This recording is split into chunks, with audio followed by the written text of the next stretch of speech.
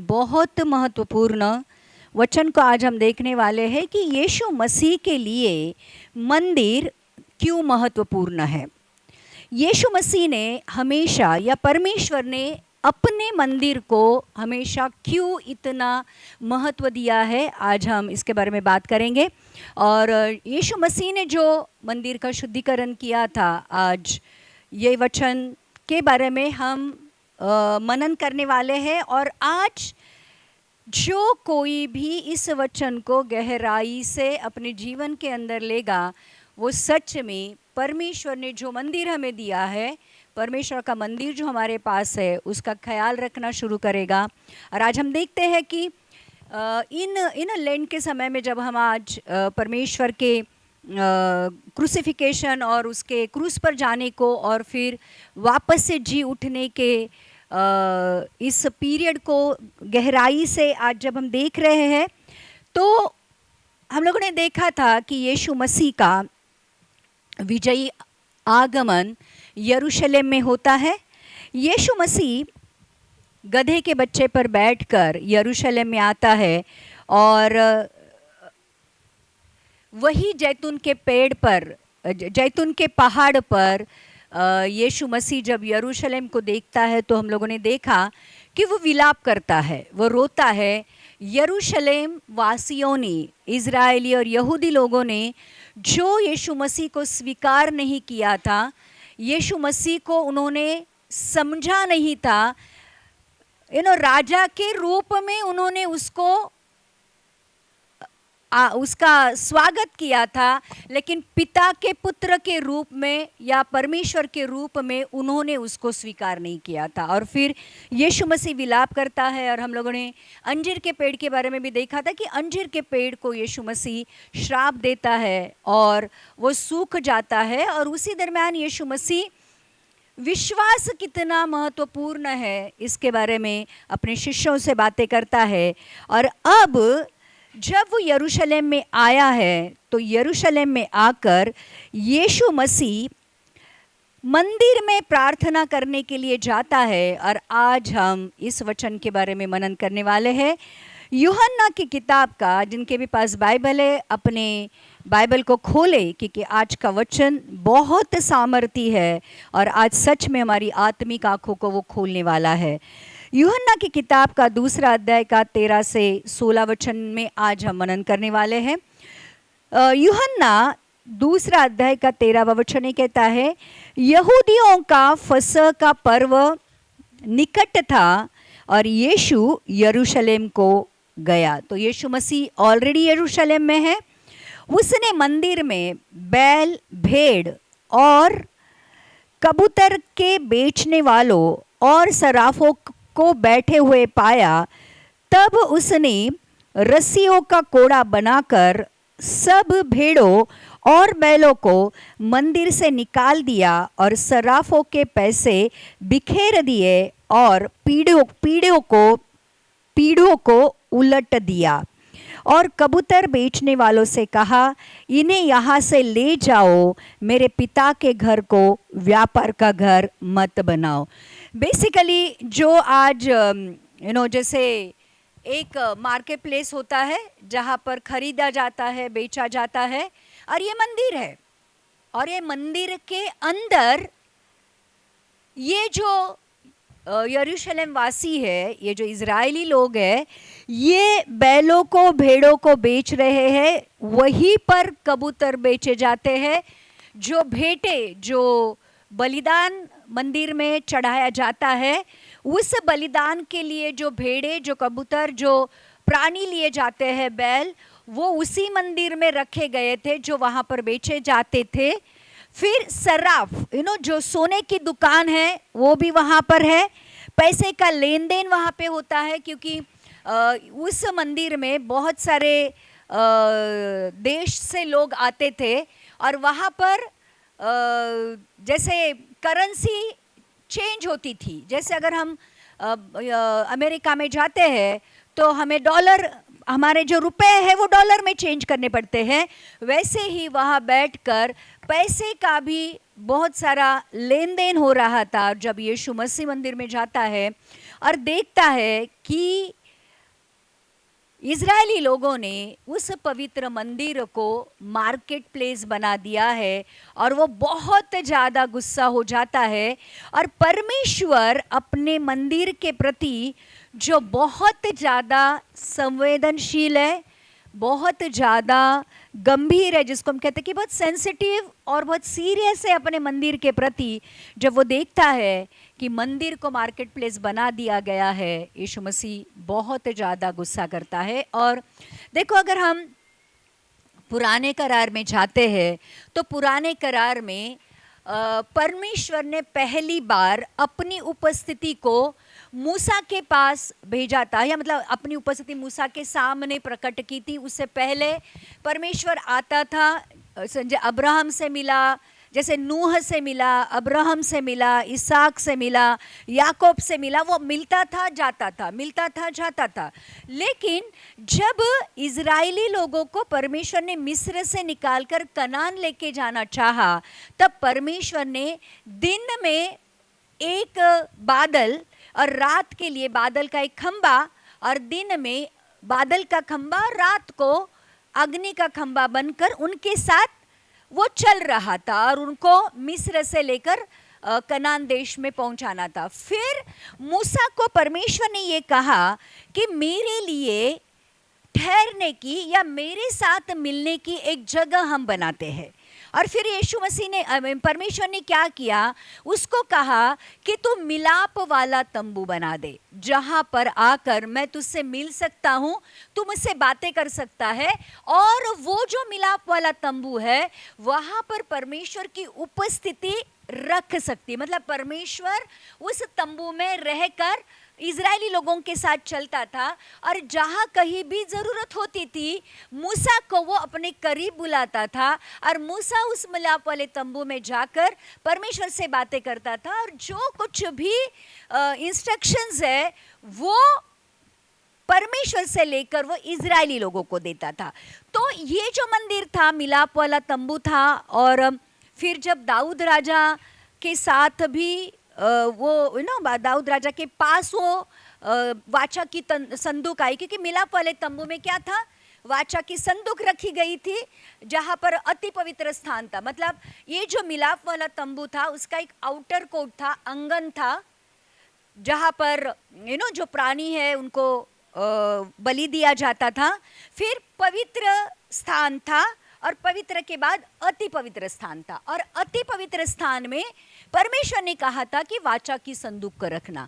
फिर मूसा के बाद यहोशू के बाद बहुत सारे राजाओं के बाद ये जो वाचा की संदूक है, ये किसके पास आती है, दाऊद राजा के पास आती है। और फिर दाऊद राजा अपने लिए एक बहुत बड़ा महल बनाता है, और अपने महल में जब अपने बेड पर सोता है तो मन में सोचता है कि अरे, मेरे लिए तो मैंने इतना सुंदर महल बनाया, लेकिन मेरा परमेश्वर अभी भी तंबू में रह रहा है। तो उसको बुरा लगता है कि मैं महल में रह रहा हूँ, लेकिन मेरा परमेश्वर अभी भी तंबू में रहता है। और फिर वो चाहता है कि मैं परमेश्वर के लिए एक बहुत बड़ा बहुत सुंदर भव्य ऐसा भवन बनाऊं, और वो इच्छा प्रकट करता है। लेकिन देखो, परमेश्वर अपने भवन के प्रति कितना सीरियस है और कितना सेंसिटिव है। वो दाऊद राजा, जो परमेश्वर के हृदय के पीछे भागने वाला इंसान था, जो परमेश्वर के उपस्थिति से भरा हुआ था, जिसको परमेश्वर भी बहुत प्यार करता था, उस दाऊद राजा को परमेश्वर कहता है कि तू मेरे लिए भवन नहीं बनाएगा, क्योंकि तू युद्ध करने वाला है और तूने लहू बहाया है। मतलब तूने कत्ल किए हैं, इसलिए तूने लहू बहाया है, तू युद्ध करने वाला व्यक्ति है, इसलिए मैं तेरे हाथों से मंदिर नहीं बनवाना चाहता हूँ। तेरा जो बेटा है सुलेमान राजा, वो मेरे लिए मंदिर बनाएगा। और फिर अगर अब पुराने करार में जाओगे तो सुलेमान राजा परमेश्वर के लिए बहुत सुंदर, बहुत अद्भुत, बहुत बड़ा एक मंदिर बनाता है। जैसे परमेश्वर ने कहा था, वैसे ही परमेश्वर के लिए सुलेमान राजा मंदिर बनाता है। और फिर उस मंदिर में वो एक ही ऐसी जगह थी जहां पर इजरायली, यहूदी या जो भी आसपास के जितने भी लोग हुआ करते थे, उस मंदिर में बलि चढ़ाने के लिए अपने भेड़ बकरी या जो कुछ बैल है वो लेके आते थे। और जैसे जैसे ये फसह का पर्व है, जैसे परमेश्वर ने कहा था कि फसह का पर्व हर एक यहूदी इजरायली लोगों के लिए मनाना ज़रूरी है, तो साल में एक बार पूरा पूरा वहाँ का जो प्रदेश है वो यरूशलेम में इकट्ठा होता था और ये फसह का पर्व बहुत धूमधाम से, बहुत आनंद के साथ मनाया जाता था। अब ये मंदिर बहुत भव्य है, बहुत सुंदर है, भेंट वस्तुओं से भरा हुआ है। और जैसे हम लोगों ने कल कहा कि परमेश्वर यरूशलेम और उस मंदिर की तरफ देखकर रोता है, क्योंकि वो कहता है कि तुमने मंदिर भव्य बनाया, तुमने मंदिर सुंदर बनाया, क्या तुमने कभी इंक्वायरी की है, कभी तुमने चौकसी की है कि उस मंदिर में उनका परमेश्वर रहता या नहीं रहता है। बेसिकली इस मंदिर को इजरायली लोगों ने क्या किया था कि बहुत सारे लोग, हम हमारे इधर मंदिर में भी देखते हैं कि बहुत बड़ी बाजार पेट रहती है, जहाँ कहीं भी बहुत बड़ा देवस्थान होता है या जहाँ कहीं भी बहुत बड़ा धर्म स्थान होता है, वो जगह बेसिकली एक बहुत बड़ी मार्केट प्लेस बन जाती है, क्योंकि बहुत सारे लोग बहुत सारे राज्य से, प्रदेश से, देश से वहाँ पर आते हैं और फिर वो खरीदारी करने के लिए एक जैसे एक टूरिस्ट प्लेस बन जाती है। वैसे ही यरूशलेम कुछ ऐसा ही बन गया था। और फिर इन लोगों ने क्या किया था, मंदिर के अंदर ही मार्केट बनाया था। जनरली मंदिर के बाहर खरीदा बेचा जाता है, लेकिन इजरायली लोगों ने उस मंदिर की जो जगह थी उसी को मार्केट प्लेस बनाया था। और जैसे यहाँ पर लिखा है कि उस मंदिर में बैल, भेड़, कबूतर बेचने वाले, इवन सराफ बैठे हुए थे। और लिखा है कि पीढ़ी थी जो जहाँ पर पैसे का लेन देन होता था, कबूतर बेचने वाले सब कोई जो भी था उस मंदिर के अंदर अपना व्यापार करता था। फिर यीशु मसीह क्या करता है पता है, यीशु मसीह रस्सी को एक साथ, देखो लिखा है कि रस्सियों को कोड़ा बनाकर वो रस्सी लेता है और उसको कोड़ा बनाता है और सबको वहां से हकाल देता है। सारे बैल, बकरियां, कबूतर को छोड़ देता है। सराफ के जो पैसे का जो ये रहेगा, बॉक्स रहेगा, उसको उलट पुलट कर देता है और सब कुछ वहाँ पर वो बिखेर देता है। अभी हम लोग देख रहे हैं कि जैसे यीशु मसीह यरूशलेम में आ रहा था तो यीशु मसीह रोया, बराबर। अब एक रोने वाला परमेश्वर जैसे ही मंदिर में आता है अपना क्रोध प्रकट करता है, अपना गुस्सा प्रकट करता है, इस तरह से कि इस बाइबल में यीशु मसीह वैसा क्रोधित कभी नहीं हुआ था। मतलब यीशु मसीह के 33.5 साल के जीवन काल में यीशु मसीह को किसी ने इतना क्रोधित हुए नहीं देखा था कि वो रस्सियों का कोड़ा बनाता है और सबको हकेलता है, खदेड़ता है, उलट पुलट करता है। जैसे गुस्सा हमको आता है तो हमें समझ में नहीं आता है क्या करे, लेकिन यीशु मसीह को पता था कि वो क्या कर रहा है। तो प्रियो, ये एक ही समय पर अभी अभी यीशु मसीह रोया है और अभी अभी यीशु मसीह क्रोध से भरा हुआ है, क्योंकि जब यीशु मसीह ये देखता है कि मेरा घर प्रार्थना का मंदिर होना चाहिए, जहां पर व्यापार चल रहा है, और सिर्फ व्यापार नहीं चल रहा है परंतु चोरों की गुफा बन गई है, जहां पर जो लुटारू है उनको छिपने की जगह बन गई है, यीशु मसीह को बहुत गुस्सा आता है। तो वही मंदिर में जहां परमेश्वर की उपस्थिति होती है, जो प्रार्थना का घर कहलाता है, जो पवित्र और शुद्ध होना चाहिए, जहां पर पाप के लिए, पश्चाताप के लिए बलि चढ़ाया जाता था ताकि पाप की क्षमा हो सके, वहीं पर पाप खुले आम किया जा रहा था। देखो, जहां पर पाप की क्षमा होती है, जहां पर पाप के बदले बलि दी जाती है, वहीं पे पाप खुले आम हो रहा था। कितने लोग समझ रहे? आप समझे? मंदिर एक पवित्र जगह है, मंदिर एक शुद्ध जगह है, मंदिर परमेश्वर की उपस्थिति का स्थान है। अगर वहीं पे पाप खुलेआम हो रहा होगा तो क्या वो पवित्र जगह रहेगी? क्या वो शुद्ध जगह रहेगी? क्या वो पाप बलि देने के लायक जगह रहेगी? क्या वो पाप क्षमा के लायक जगह रहेगी? बिल्कुल नहीं। और वैसे ही हो रहा था। और फिर यीशु मसीह ने कहा कि आप लोगों ने मेरे घर को जो प्रार्थना का मंदिर कहलाता है, आपने उसको लुटारों की गुहा बना दी है। और फिर वही यूहन्ना की किताब का 2 अध्याय का 17वां वचन ये कहता है, तब उसके चेले को स्मरण आया कि लिखा है, तेरे घर की धूल मुझे खा जाएगी। मतलब परमेश्वर अपने उस मंदिर के प्रति इतना ज़्यादा प्रेम करता था, उस मंदिर के प्रति वो इतना ज़्यादा इमोशनली और आत्मिक तौर पर जुड़ा हुआ था कि भजन संहिता में तो लिखा है कि तेरी भवन की धून में जलते जलते मैं भस्म हुआ। मतलब तेरे भवन के प्रति सोच कर, वो तेरे भवन के बारे में सोचकर या तेरे भवन की हालत देखकर मैं जलते जलते भस्म हो गया। देखो, जब भी कोई बच्चा होता है, माँ बाप होते हैं और उनका बच्चा जब दारू पीता है या ड्रग्स लेता है, और फिर माँ बाप उसको बच्चे को समझा के हो गया, सुधार के हो गया, लेकिन बच्चा सुनता नहीं है, और फिर बच्चा दारू पीता या ड्रग्स लेता है, और फिर वो माँ बाप को उस बच्चे के प्रति प्रेम है, स्नेह है, उसके लिए फिक्र है, लेकिन वो कुछ नहीं कर सकते क्योंकि बच्चे ने ही डिसाइड किया है कि मैं इसको नहीं छोड़ूंगा, मैं इस दारू और ड्रग्स को नहीं छोड़ूंगा। और फिर दिन रात माँ बाप उस बच्चे के लिए रोते हैं, जलते रहते हैं, लेकिन उसके लिए कुछ नहीं कर सकते हैं। आज यीशु मसीह वैसे ही अपने मंदिर के प्रति, क्योंकि अपने बच्चों के प्रति वो इतना ज्यादा प्यार करता था कि वहां पर उन बच्चों के पाप के लिए बलि दी जाती थी और बच्चों को पाप क्षमा मिलती थी।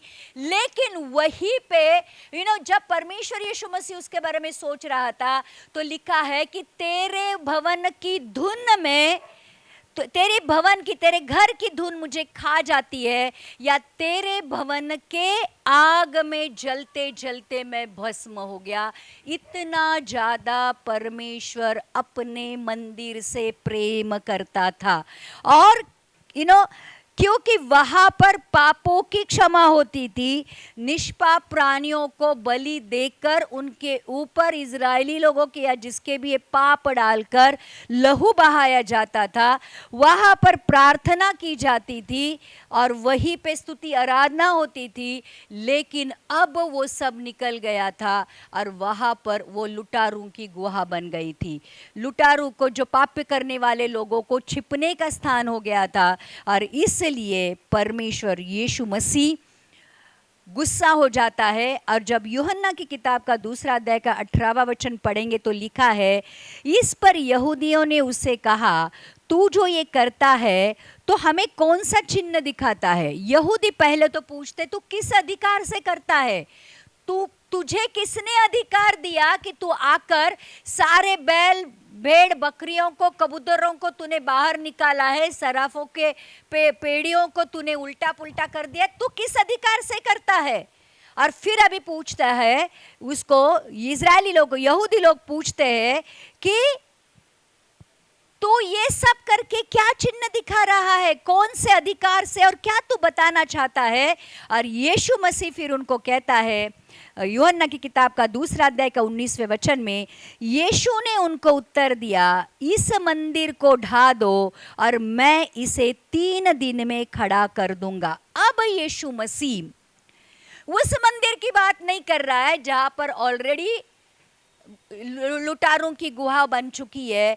अब वो कहता है, तुम इस मंदिर को ढा दो। वो खुद की तरफ इशारा करता है और कहता है, तुम इस मंदिर को ढा दो और मैं 3 दिन में उसको खड़ा कर दूंगा। और यहूदियों ने कहा, इस मंदिर को बनाने में 46 वर्ष लगे हैं और क्या तू उसे 3 दिन में खड़ा कर देगा? जो मंदिर सुलेमान राजा ने बनाया था उसको कितने साल लगे थे बनाने में? 46 ईयर्स, 46 ईयर्स क्या होते हैं? इतना बड़ा काल लगा था उस मंदिर को बनाने में, और ये यीशु मसीह उस मंदिर की तरफ देखकर कहता है कि तुम मंदिर को ढा दो, मैं 3 दिन में उसको बनाऊंगा। लेकिन लिखा है 21वां वचन कहता है, परंतु उसने अपने देह के मंदिर के विषय में ये कहा था। तो प्रियो, अब यीशु कहता है आपने परमेश्वर के मंदिर को तो भ्रष्ट किया है, लेकिन पिता ने अपने मंदिर को देहधारी कर कर इस दुनिया में भेज दिया है। ध्यान रखना, एक बहुत बड़ी बात यीशु मसीह यहूदी लोगों से कहता है, देखो सुलेमान राजा ने बनाया हुआ मंदिर जहां पर मेरी उपस्थिति रहती है, उस मंदिर को आपने भ्रष्ट कर दिया है। और वहां से परमेश्वर की उपस्थिति कब की निकल चुकी है, कब की परमेश्वर ने उस मंदिर को छोड़ दिया है, क्योंकि आपने उसको लुटारों की गुहा बना दिया है। लेकिन अब पिता ने स्वर्ग से अपनी उपस्थिति को, अपने जीते जागते मंदिर को इस पृथ्वी पर ऑलरेडी भेज दिया है। आप परमेश्वर के इस मंदिर के ऊपर विश्वास नहीं कर रहे हो। यीशु मसीह का सबसे बड़ा दुख ये था कि जिनके लिए प्रकाश बनकर वो इस दुनिया में आया था, वही लोग यीशु मसीह को स्वीकार नहीं कर रहे थे। ध्यान रखना, इसलिए वो कहता है कि प्रकाश अंधेरे में चमका, लेकिन अंधेरे ने उसको ग्रहण नहीं किया। पापियों के बीच में यीशु मसीह जो पवित्र परमेश्वर का पुत्र था इस दुनिया में आया, लेकिन पापी लोगों ने उस पवित्र परमेश्वर को और परमेश्वर के बेटे को पहचाना नहीं। और इसलिए अब ये जो परमेश्वर है, परमेश्वर ने अपना डेरा इस दुनिया के बीच में डाला था। और इसलिए देखो, अगर यूहन्ना की किताब का 1 अध्याय का 14वां वचन पढ़ेंगे तो लिखा है, वचन देहधारी हुआ और अनुग्रह और सच्चाई से परिपूर्ण होकर हमारे बीच में डेरा किया। हमने उसकी ऐसी महिमा देखी जैसे पिता के इकलौते की महिमा। तो अब परमेश्वर का जो जीता जागता मंदिर है वो कहाँ से आया था? स्वर्ग से इस पृथ्वी पर उतर कर आया था और उसने हमारे बीच में डेरा किया था। डेरा का मतलब तंबू। जो तंबू मूसा ने, मिलाप वाला तंबू जो परमेश्वर के लिए बनाया था, वही वैसा ही उपमा दी है यीशु मसीह के देह को कि वही डेरा यीशु मसीह ने हमारे बीच में डाला था। आप इस मंदिर को गिराने वाले हो। यीशु मसीह उनको आने वाली चीजें बता रहा है। अभी अभी लोगों ने उसको राजा बनाया है, गधे के बच्चे पर बैठकर होशाना होशाना करके उसका बहुत जंगी स्वागत हुआ है यरूशलेम में।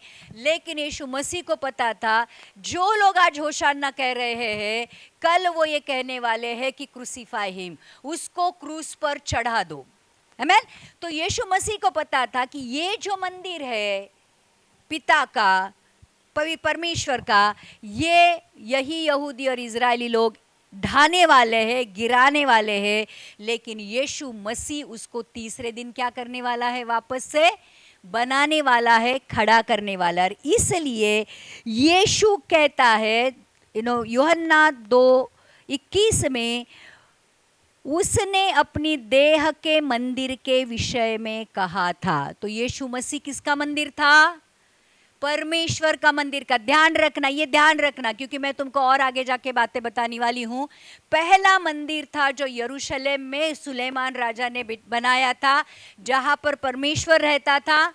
अब ये दूसरा मंदिर था जो यीशु मसीह था, जिसके अंदर परमेश्वर वास करता था, जो खुद परमेश्वर था। और ध्यान रखना, इसीलिए यीशु कहता है कि जिस मंदिर को बनाने में 46 वर्ष लगे, वो बहुत ही जल्द गिरने वाला है। उस मंदिर का पत्थर के ऊपर पत्थर नहीं रहने वाला है। ये जो भव्य मंदिर है, बाद में हम लोगों ने कल ही देखा था कि रोमी साम्राज्य ने इस मंदिर को पूरी तरह से लूट लिया और इस तरह से गिरा दिया कि उसका सच में पत्थर के ऊपर पत्थर नहीं बचा। और इसलिए प्रियो, परमेश्वर ने जो सुलेमान राजा के द्वारा बनाया गया मंदिर के बारे में कहा था कि वो पत्थर के पत्थर ऊपर पत्थर नहीं रहने वाला, वो गिरने वाला है। लेकिन अपने शरीर के मंदिर के विषय में उसने ये कहा था कि आप उसको गिरा दो, मैं तीसरे दिन उसको खड़ा करूंगा। मतलब यीशु मसीह क्रूस पर मरने वाला था, लेकिन तीसरे दिन क्या होने वाला था? जी उठने वाला था। आमेन। तो ध्यान रखना, क्योंकि परमेश्वर ने अपने जीवित मंदिर के बारे में ये बताया था। और आज अभी देख लेना, पहला मंदिर कौन सा था? सुलेमान राजा ने बनाया हुआ। दूसरा मंदिर कौन था? यीशु मसीह खुद। और अब तीसरा मंदिर कौन है? हम देखते हैं, पहला करंती का 6वां अध्याय का 18 और 19वां वचन पढ़ेंगे। फर्स्ट करंती 6वां अध्याय का 18 और 19 वचन में लिखा है, क्या तुम नहीं जानते कि तुम्हारी देह पवित्र आत्मा का मंदिर है जो तुम में बसा हुआ है और तुम्हें परमेश्वर की ओर से मिला है। अब परमेश्वर के मंदिर कौन है? हम है। कौन है? ध्यान रखना, पहला मंदिर सुलेमान राजा ने बनाया हुआ जो यरूशलेम में था, दूसरा मंदिर यीशु मसीह खुद था, और तीसरा मंदिर परमेश्वर ये कहता है कि क्या तुम नहीं जानते कि तुम्हारी देह परमेश्वर की आत्मा का मंदिर है जो तुम में बसा हुआ है और तुम्हें परमेश्वर की ओर से मिला है, और तुम अपने नहीं हो। और आगे जाके लिखा है कि क्योंकि दाम देकर मोल लिए गए हो, इसलिए अपने देह के द्वारा परमेश्वर की महिमा करो। यीशु मसीह देह में आया और यीशु मसीह ने पिता की क्या की? महिमा की। और महिमा का मतलब होता है इच्छा को पूरी करना।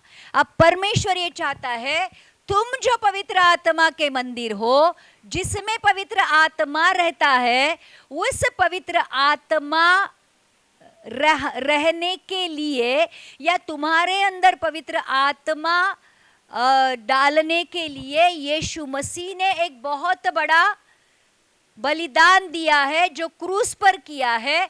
यीशु मसीह के लहू के द्वारा हमें खरीदा गया है, और उस पवित्र लहू के द्वारा जब हमारे पापों की क्षमा हो गई है, जब ये देह शुद्ध हो गई है, तो उस देह में पवित्र आत्मा अब आकर रहने लगा है। अब ये देह परमेश्वर की महिमा के लिए इस्तेमाल की जानी चाहिए। ध्यान रखना, महिमा का मतलब परमेश्वर की इच्छा को पूरी करना, परमेश्वर को दिखाना, परमेश्वर के स्वभाव को दिखाना। और इसलिए ये जो देह हमें दी गई है, जो परमेश्वर के आत्मा का मंदिर है, वो है परमेश्वर के इच्छा को पूरी करना।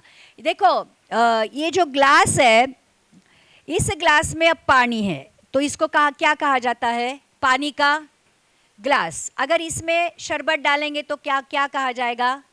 शरबत का। अगर इसमें दूध डाला गया तो क्या कहेंगे? दूध का ग्लास। अगर इसमें जहर डालेंगे तो क्या कहेंगे? जहर का। तो ग्लास की पहचान किसकी वजह से है? जो उसके अंदर रखा गया है। ध्यान रखना, मैं बहुत बड़ी बात आपसे कह रही हूँ, बहुत बड़ा रेवलेशन आपको दे रही हूँ। ये ग्लास सिर्फ ग्लास कहलाता है, लेकिन जब उसमें कुछ डाला जाता है तो उसके नाम से उसकी पहचान होती है। बराबर? तो अभी इसमें पानी है, तो ये क्या कहा जाता है?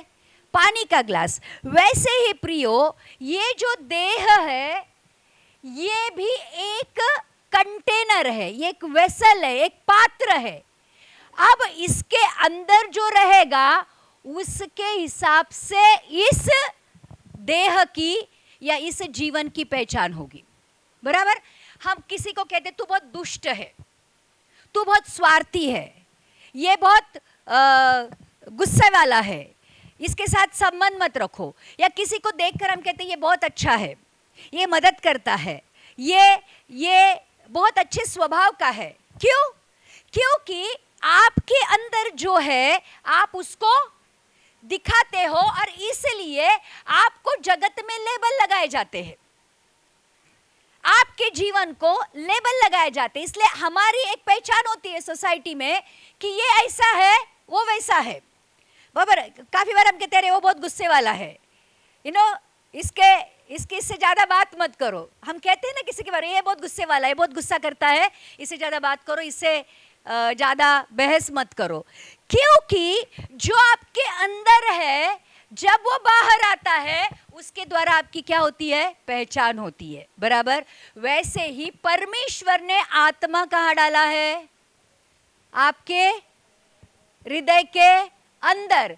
अब क्योंकि पवित्र आत्मा आपके अंदर है, अब ये देह को क्या कहा जाता है? देह नहीं कहा जाता, इसको कहा जाता है पवित्र आत्मा का मंदिर। मतलब पवित्र आत्मा को रहने के लिए एक जगह चाहिए, पवित्र आत्मा को वास करने के लिए एक एक एक कह सकते हैं कि शरीर की जरूरत है।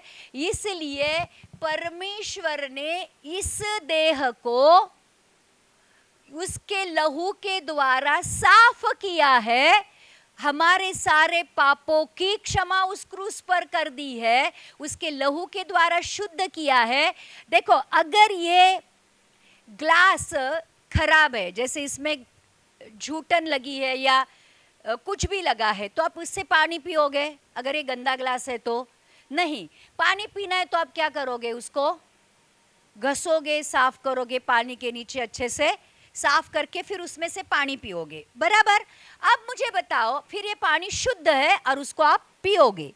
अगर हम पानी पीने के लिए ये जो ग्लास है उसको साफ करके उसमें पानी डालकर पीते हैं, तो प्रियो परमेश्वर का आत्मा जो पवित्र है उसको रहने के लिए इस पात्र को कितना शुद्ध करना चाहिए। कितने लोग समझ रहे? क्योंकि परमेश्वर हमारे बीच में कैसा रहेगा या हमारे अंदर कैसे रहेगा? तो पवित्र आत्मा के द्वारा। पवित्र आत्मा के बारे में ये कहा है कि वो तुम्हारे अंदर रहेगा और वो तुम्हारे साथ भी चलेगा। तो प्रियो, इस देह को अगर पवित्र आत्मा का मंदिर कहलवाना है तो आपको इस देह को क्या करना पड़ेगा? शुद्ध पवित्र रखना पड़ेगा। क्योंकि ये पवित्र आत्मा को रहने के लिए या कह सकते हैं कंटेन करने के लिए परमेश्वर ने दिया हुआ एक देह है। तो प्रियो, यीशु मसीह, जैसे यीशु ने देह में पिता की महिमा की, पिता की इच्छा पूरी की, पिता को दर्शाया, इसलिए काफ़ी बार जब यीशु मसीह को देखकर लोग ये कहते थे कि ये सच में परमेश्वर का पुत्र है, ये सच में परमेश्वर का भविष्यद्वक्ता है, ये नबी है, ऐसे उसको कहा जाता है। अगर आज परमेश्वर ने दिए हुए मंदिर में, इस मंदिर में अगर पाप हो रहा है, इस मंदिर में हर एक प्रकार के गुनाह और गलतियां हो रही है, इसको बाजार शरीर में बाजार हो रहा है, शरीर के द्वारा लेन देन हो रहा है, तो ध्यान रखना, यरूशलेम के मंदिर का परमेश्वर मंदिर में खड़ा होकर उस मंदिर के गिराने के बारे में बात कर सकता है। तो आज हमारा परमेश्वर तो इस मंदिर के बारे में, जहाँ पर अगर पवित्र आत्मा नहीं है तो उसके भी गिराने के बारे में बात कर रहा है। कितने लोग समझ रहे हैं? आमेन। तो समझ रहा था परमेश्वर मंदिर में नहीं है तो गिराया जाएगा। आज हमें भी कहता है आपके शरीर में पवित्रता नहीं है, आपके अंदर अगर पवित्र आत्मा का वास नहीं है, आप अगर पवित्र आत्मा के मंदिर नहीं हो, तो ये मंदिर भी एक दिन गिराया जाएगा। और जैसे कल हम लोगों ने एक बहुत सामर्थी और बहुत हमें क्या कह सकते हैं, एक चेतावनी देने वाले वचन के बारे में बात की थी। पहला करंती का 3 अध्याय का 16 और 17वें वचन में लिखा है, क्या तुम नहीं जानते कि तुम परमेश्वर का मंदिर हो और परमेश्वर का आत्मा तुम में वास करता है। आज सारे कलीसिया से और सारे मसीह लोगों से परमेश्वर ये पूछ रहा है, क्या तुम नहीं जानते कि तुम्हारा शरीर पवित्र आत्मा का मंदिर है और तुम्हारे अंदर पवित्र आत्मा वास करता है। यदि कोई परमेश्वर के मंदिर को नष्ट करेगा तो परमेश्वर उसे नष्ट करेगा, क्योंकि परमेश्वर का मंदिर पवित्र है और वह तुम हो। ये जानना बहुत ज़रूरी है प्रियो कि हम ये जो देह है, ये देह हमारे खुद के लिए इस्तेमाल करने के लिए नहीं दी गई है। एक बात कान खोलकर सुनना है, समझना है कि ये जो देह है, मुझे ऐसा लगता है कि मैं मेरी ज़िंदगी मेरी तरीके से जीऊँगी, मुझे जो अच्छा लगता है मैं वही देखूँगी, मुझे जो अच्छा लगता है मैं वही सुनूँगी, मुझे जो अच्छा लगता है मैं वही करूँगी। परमेश्वर के बच्चों, परमेश्वर की चेतावनी ये है कि अगर इस मंदिर को पाप के द्वारा नष्ट करोगे तो परमेश्वर आपको नरक में नष्ट करेगा। आमेन। तो यीशु ने मंदिर को साफ किया, शुद्ध किया। क्या किया यीशु मसीह ने आकर? जो भी पाप करने वाले लोग थे, जो भी बाजार था, जो कुछ भी वो लुटारों की गुहा थी, उनको बाहर निकाल दिया। आज परमेश्वर इस देह रूपी पवित्र आत्मा के मंदिर को साफ करना चाहता है। देखो, आपको पता है आपके जीवन में कहाँ पाप है, आपको पता है आपका स्वभाव कैसा है, आपको पता है आपने क्या गलतियाँ की है, आपको पता है आज भी आपके जीवन में कहाँ कहाँ वो बुरा स्वभाव है, वो बुरी आदतें हैं। तो परमेश्वर के सामने आकर लेके आनी है और उसको कहना है कि प्रभु, हाँ मैंने गलतियाँ की है, हाँ मैंने पाप किया है, हाँ मैं गलत था, मुझे माफ़ कर, मुझे तेरे लहू के द्वारा साफ कर। और ध्यान रखना, परमेश्वर यीशु ने इस मंदिर को शुद्ध और पवित्र रखने के लिए हमें 3 चीज़ें दी है जो स्वर्गीय है। पहले तो उस क्रूस पर उसने अपना लहू बहाया है, उस लहू के द्वारा हमारे सारे पापों की क्या हो गई है? क्षमा हो गई है। दूसरी बात, उसने वचन दिए हैं जो कहते हैं कि वो पानी है, और पानी का इस्तेमाल हम किस लिए करते हैं? धोने के लिए। अगर समझो पानी नहीं रहेगा तो आप कपड़े धो पाओगे, आप नहा पाओगे, आप बर्तन साफ कर पाओगे, या जो कुछ भी साफ करना है, पानी नहीं रहेगा तो साफ कर पाओगे? नहीं। वचन को भी परमेश्वर ने पानी कहा है, और इसलिए कहा है कि वचन के जल के स्नान से शुद्ध की हुई कलेसिया। मतलब जैसे जैसे वचन आप पढ़ते हो और जहाँ जहाँ भी वचन आपको कहता है कि ये गलत है, ये करना पाप है, उसी समय प्रार्थना करनी है कि प्रभु मैं यहाँ पे चूक गया। देखो, वचन कभी कभी चूकते हैं ना। जब हमारी जिंदगी में जब हम गलत करते हैं और अगर उसी के बारे में कोई वचन आता है तो वचन हमें क्या करता है? चूपता है। चूबने का मतलब ये है कि जैसे डॉक्टर जब फोड़ा होता है, कोई पस वाला फोड़ा होता है, तो उसको क्या करते हैं? बस्ट करते हैं ताकि पूरा पस बाहर निकाले और वो उसको क्या करे? मलम पट्टी करे ताकि वो जल्दी ठीक हो जाए। वैसे ही ये पाप रूपी फोड़ा जब वचन के द्वारा सामने आता है तो वचन उसको भेदता है और उस जो पाप है उस पस को निकाल देता है और उस जगह को साफ और पवित्र करता है। कितने लोग समझ रहे हैं?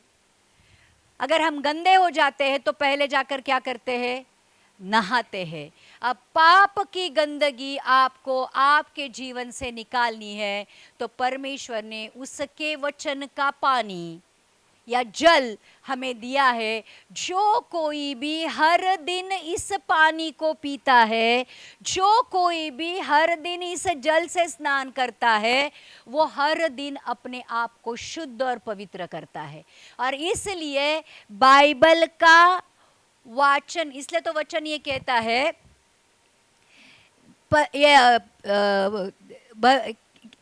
यहोशू का 1 अध्याय का 8वां वचन ये कहता है कि व्यवस्था की ये किताब तेरे नजर से हटने ना पाए, दिन रात इसमें ध्यान दिए रहना, इसी का मनन करना और इसी के अनुसार चलने की तू चौकसी करना।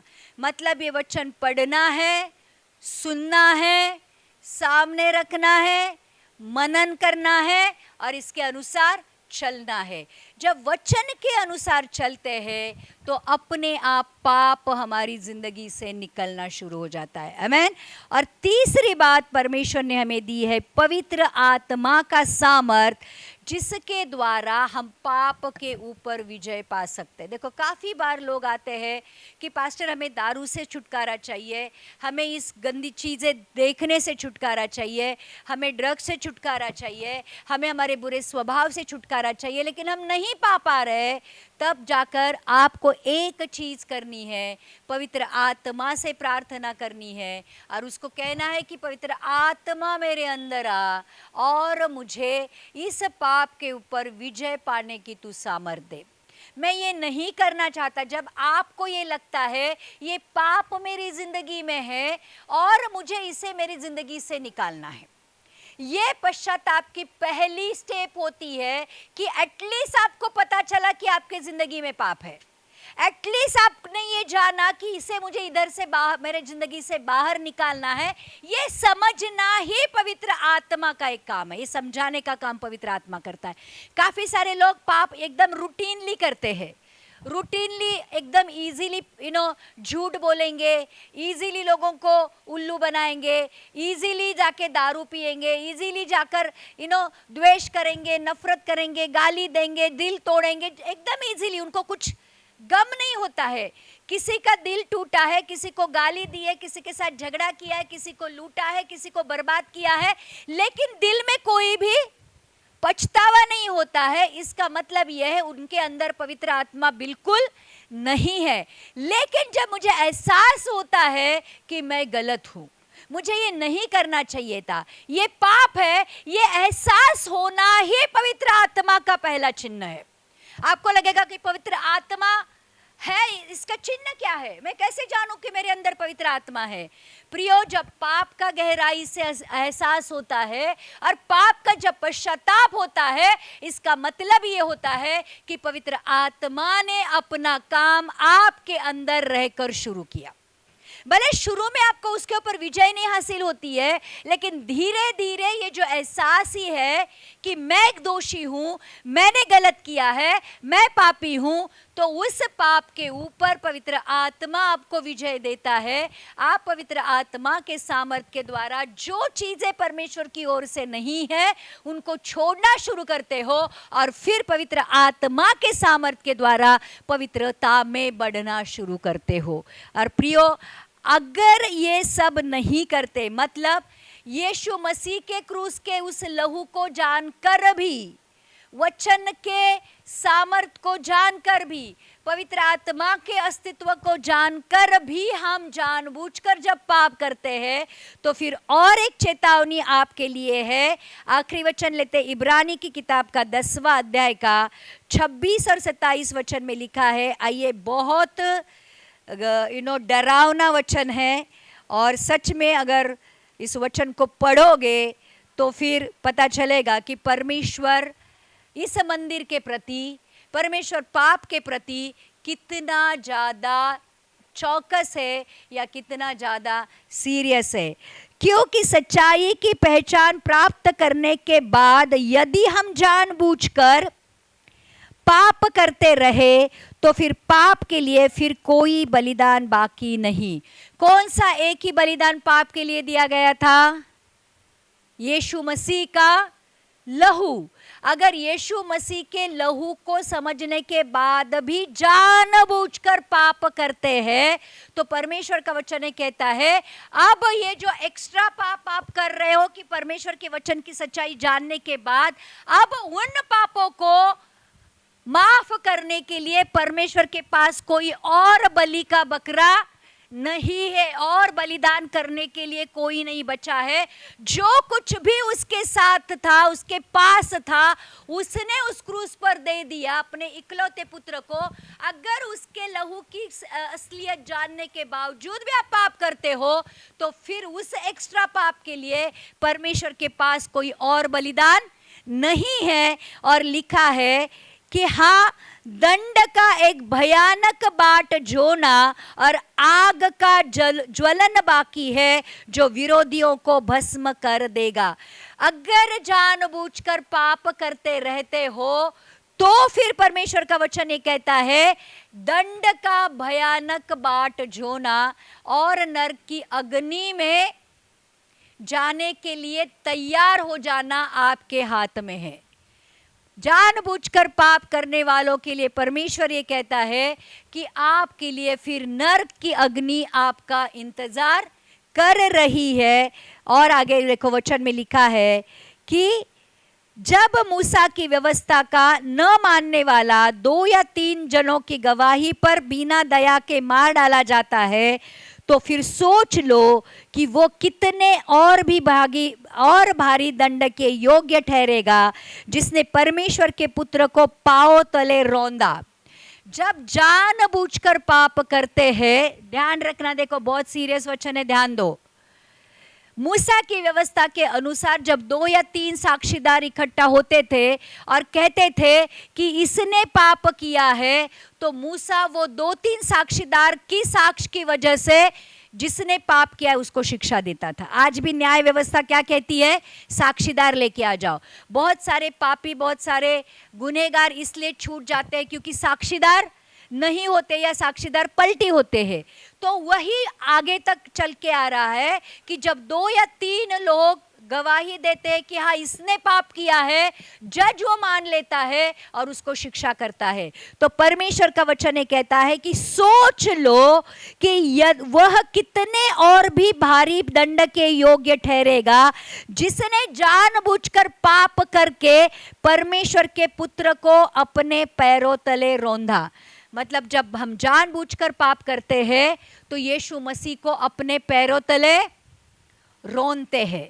लिटरली हम अपने उस परमेश्वर को अपने पैरों तले कुचलते हैं और वाचा के लहू को जिसके द्वारा वह पवित्र ठहराया गया था अपवित्र जानते हैं। यीशु मसीह के लहू के द्वारा जो हमारे पापों की क्षमा हुई थी, उस लगातार जानबूझकर पाप करने की वजह से हम उस लहू को अपवित्र कहते हैं और अनुग्रह के आत्मा का अपमान करते हैं।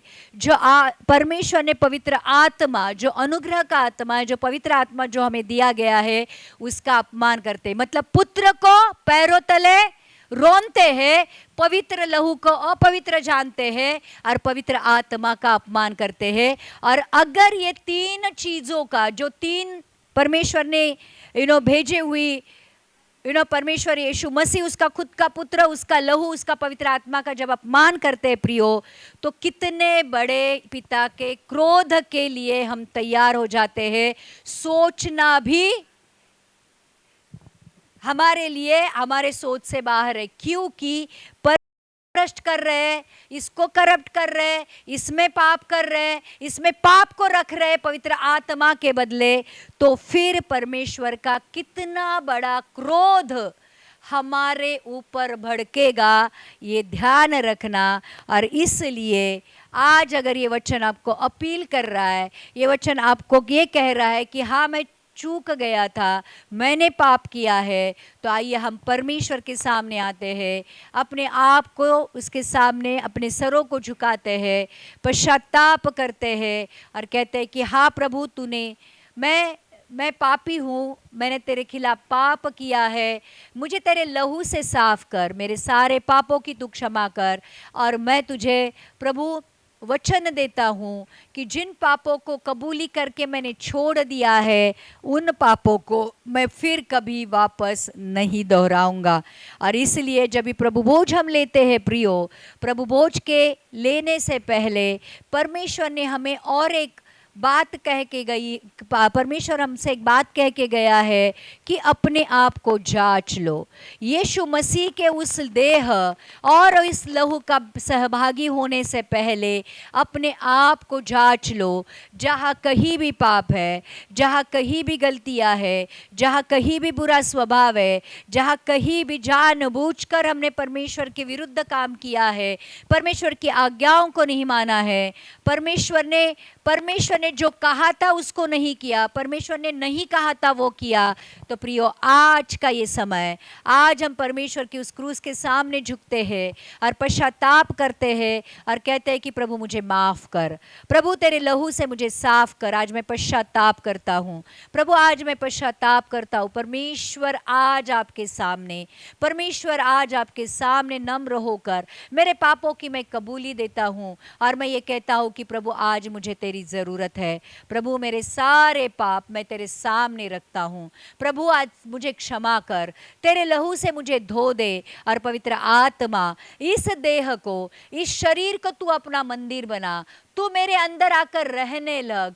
मुझे तू डायरेक्शन दे, मुझे मार्गदर्शन कर, मुझे सामर्थ दे, सत्य का मार्ग बता दे। परमेश्वर की जो योजना है मुझ पर प्रकट कर, परमेश्वर की दिल की बातों को मुझे बता दे। परमेश्वर जो कुछ भी मुझसे बातें करना चाहता है, पवित्र आत्मा आज हम चाहते हैं कि आप हमसे बात करो, आप हमसे बात करो। आज हमारे दिल में फिर से आप आ जाओ। हम आपको दिल से आज पुकार रहे हैं, आपको बुला रहे हैं।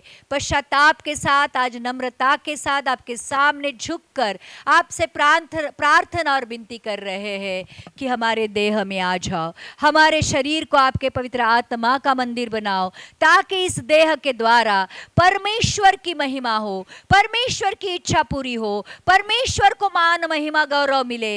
ये शरीर, इनके शरीर के कामों के द्वारा, अच्छे कामों के द्वारा, पवित्र कामों के द्वारा, वचन के अनुसार चलने के द्वारा, पवित्र आत्मा के सामर्थ के चलने के द्वारा प्रभु यीशु तेरे नाम की महिमा हो और लोग मेरी तरफ देखकर जाने कि ये परमेश्वर का पुत्र है, ये परमेश्वर के पीछे चलने वाला इंसान है। और प्रभु आज सच में हम प्रार्थना करते हैं कि हमें फिर से तेरे पवित्र आत्मा का मंदिर बना। आज देखो, ध्यान रखना प्रियो, जो सुलेमान राजा ने बनाया हुआ मंदिर के प्रति यीशु की इतनी ज़्यादा कंसर्न था और इतना ज़्यादा प्रेम था कि वहाँ पे पाप हो रहा था, तो उसने भविष्यवाणी की, ये मंदिर को तुम आज जो देख रहे हो भव्य है, सुंदर है, भेंट वस्तुओं से भरा है, लेकिन आने वाले दिनों में वो तोड़ा जाएगा। आज प्रियो हमसे भी वही बातें करता है। आज ये मंदिर जो देख रहे हो, अगर सच में इसमें परमेश्वर का आत्मा नहीं है तो आने वाले दिनों में ये भी तोड़ा जाएगा। तो आइए हम प्रार्थना करते हैं सबके लिए। प्रभु यीशु, आज जितने भी लोगों ने पश्चाताप किया है, आज आपका पवित्र आत्मा का सामर्थ उनके ऊपर उतर कर आए। आज प्रभु जी उनको आपके पवित्र आत्मा से भर दो। आपकी वो जो प्रेम का आत्मा है परमेश्वर, उनके ऊपर उंडेल दो परमेश्वर। आज जितने भी लोग सुन रहे और यहाँ पे बैठे हैं, हर एक बीमारी को हम कहते हैं यीशु के नाम से निकल जाए, क्योंकि तेरा वचन कहता है प्रभु तेरे कोड़े खाने से और तेरे लहू बहाने से हमारी चंगाई हुई है। आज जितने भी हमारे सुनने वाले हैं, हर एक बीमारी, सर्दी खांसी से लेकर कैंसर तक, प्रभु किडनी की बीमारी, लीवर की बीमारी, पेट की बीमारी, फेफड़े की बीमारी, प्रभु हार्ट की बीमारी, यस फादर, मसल और बोन की बीमारी, परमेश्वर आज चमड़ी की बीमारी, स्किन की सारी प्रॉब्लम, बुखार, सब कुछ प्रभु हेडेक, यीशु मसीह के नाम से हम कहते हैं कि निकल जाए और फिर से वापस कभी ना आए। परमेश्वर हर एक डिप्रेशन की आत्मा को कहते हैं निकल जाए। परमेश्वर आज हर एक कर्जे को कहते हैं, कमी घटी को कहते हैं प्रभु तेरे बच्चों के जीवन से निकल जाए, भरपूरता से भी भरपूरता आ जाए। परमेश्वर हर एक बांझ कोख को परमेश्वर यीशु मसीह तेरे नाम से हम खोलते हैं और प्रभु तेरे बच्चों को प्रभु तो आनंदी माता पिता बनाएगा। आज हम प्रोफेसाई करते, भविष्यवाणी करते परमेश्वर। आज जिनको भी परमेश्वर अच्छी अच्छी जगह प्रभु नौकरियां चाहिए, प्रभु आज उनके लिए हम दरवाजे खोलते हैं ताकि प्रभु अच्छी अच्छी जगह तेरे बच्चे नौकरियां कर सके और प्रभु उनके हाथों के कामों को तो आशीषित करता रहे। परमेश्वर प्रमोशन और प्रभु यीशु जो भी इंक्रीमेंट है उसको भी हम प्रभु तेरे नाम से रिलीज करते हैं तेरे बच्चों के लिए। परमेश्वर प्रभु आज जिनकी शादियां नहीं हो रही, प्रभु आज उनके लिए भी प्रभु अच्छे अच्छे रिश्ते आए, सही जगह से रिश्ते आए परमेश्वर। और प्रभु तेरे बच्चों की शादियां सही जगह सही समय पर हो, ऐसे होने दे। आज हर एक एडिक्शन की आत्मा, दारू, बीड़ी, सिगरेट, तम्बाकू, गुटखा, ड्रग्स या पॉर्न, जो कुछ भी आज बुरी चीज़ें, बुरी आदतें, बुरी लतें आज हमारे जीवन में है प्रभु यीशु आज तेरा सामर्थ्य इस तरह से आए, तेरी आग इस तरह से उतर कर आए कि प्रभु हरेक लत, हरेक व्यसन यीशु मसीह तेरे नाम से टूट जाए। और जिससे लोग प्यार करते थे, जिसके बगैर रह नहीं सकते थे, परमेश्वर ऐसा हो कि प्रभु तेरी पवित्र आत्मा के सामर्थ के द्वारा वो आपके ऐसे आदि हो जाए, वो आपके ऐसे आपको इतना चाहने लगे कि प्रभु आपके बगैर वो ना रह सके। ऐसे होने दो परमेश्वर। प्रभु यीशु आज आज आज हर एक जन जो सुन रहा है प्रभु, हर एक को आपके हाथों में सौंप देते हैं। और इस वचन के द्वारा परमेश्वर तेरे लोगों ने आशीष पाई है। हम विश्वास करते ये वचन उनको विश्वास में बढ़ाएगा, पवित्र आत्मा में बढ़ाएगा, पवित्रता में बढ़ाएगा। हमें विश्वास है। परमेश्वर आपको आशीषित करे। यीशु मसीह के नाम से हम आपको आशीषित करते हैं। और आज फिर एक बार हम आपसे विनती करेंगे कि Jesus India TV channel, Jesus India prayer TV, Jesus India के जो भी चैनल्स है, डॉक्टर ज्योत्सना जाधव मिनिस्ट्री, इन चैनल को आप सब्सक्राइब करें। जो भी मैसेजेस आपको अच्छे लगते हैं उनको शेयर करें। प्लीज़ कमेंट करके हमें बता दें कि सच में इस वचन के द्वारा आपके जीवन में कुछ बदलाव हुआ है, कुछ ब्रेक थ्रू आया है, कुछ चंगाई छुटकारा मिला है। परमेश्वर की नाम की महिमा करो अपनी टेस्टिमनी देकर। और ज़रूर इसको लाइक करना। जितने लाइक्स मिलेंगे उतना ये वचन दुनिया के कोने कोने तक पहुंचाया जाएगा। प्रियो परमेश्वर आपको आशीषित करे यीशु के नाम से।